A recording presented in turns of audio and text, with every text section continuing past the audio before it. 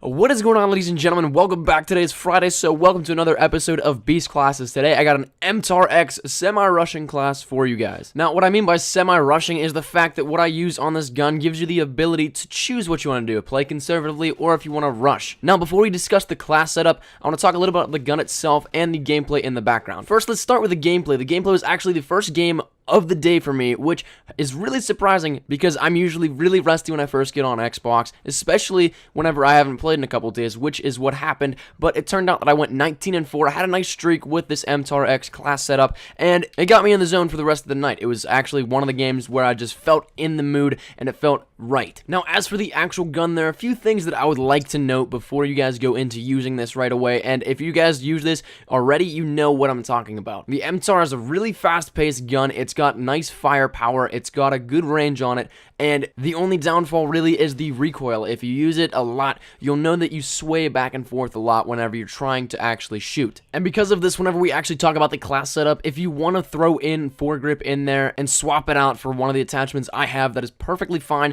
I just don't use it because I've finally gotten used to the recoil on the gun. Now, as for the actual class setup, what I run with my MTAR is a red dot and a muzzle brake. Red dot just because I like seeing exactly where I'm shooting. The iron sights I'm not too big a fan of, but that's just my personal preference. Like I said, you can swap that out with anything you want, whether it be foregrip or another sight. Anything you want, really. Muzzle brake is the one thing that I would actually keep on it, though, because it gives you a higher distance and a higher rate of damage at long range, and close range, it adds a little bit more to the damage. Now, it's very rare that I run a tactical on a class, but I do have the 9-bang equipped on this. Like I said, this can be something that's swapped out as well if you want another perk, but the 9-bang I just have equipped just in case I need to get in and out of an area and flash some enemies so that they don't know where I'm at, or I want to get some easy kills and they're just completely stunned.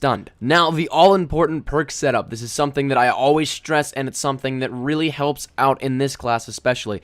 I run sleight of hand, agility, stalker, and ping. For those of you guys that don't know, sleight of hand gives you faster reloading, agility gives you increased movement speed, stalker gives you faster movement while aiming down sight, and ping allows you to activate a sonar ping upon killing an enemy, showing you where enemies are if they're in a specific radius around that player you just killed. Now, specialist, I'm running scavenger, hardline, with bonuses of dead silence, wiretap, resilience, and focus. Now, the reason that I have these specialist perks in the order that I do is because I like the quicker movement stuff beforehand. That's why I have it set up so that I can get these right after I already have my quick movement class perk setup, in essence. So that's the class, and like I said, anything really that you want to throw in and swap out, it really can be. Just like the red dot I said earlier, you don't have to use a red dot. The really only actual attachment that I would keep 100% is the muzzle brake on the MTAR, simply because it does increase that range, it does increase that damage, and it gives you a lot better of chances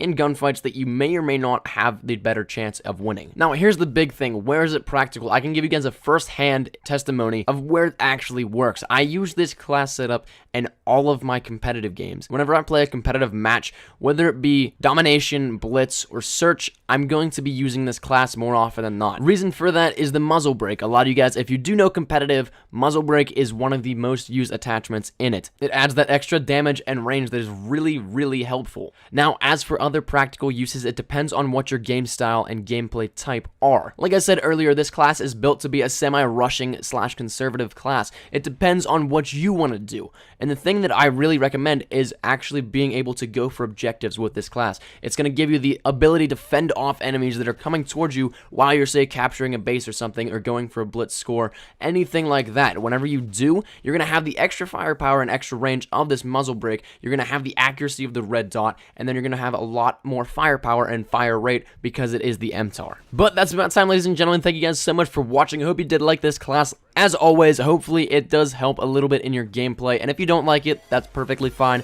If you did like the video, please leave a like rating down below, and remember, any shares to your Facebook, Twitter, and or MySpace for your OG like that are always greatly appreciated. If you're new here, be sure to subscribe for the best of Call of Duty Ghost content. I have a lot of stuff still coming to you guys, so stick around for that. There's going to be a lot of cool stuff coming here shortly, and thank you guys so much for watching. My name's been Espresso. Hope you guys are having a great day, and I shall see you guys later. Take care, and peace.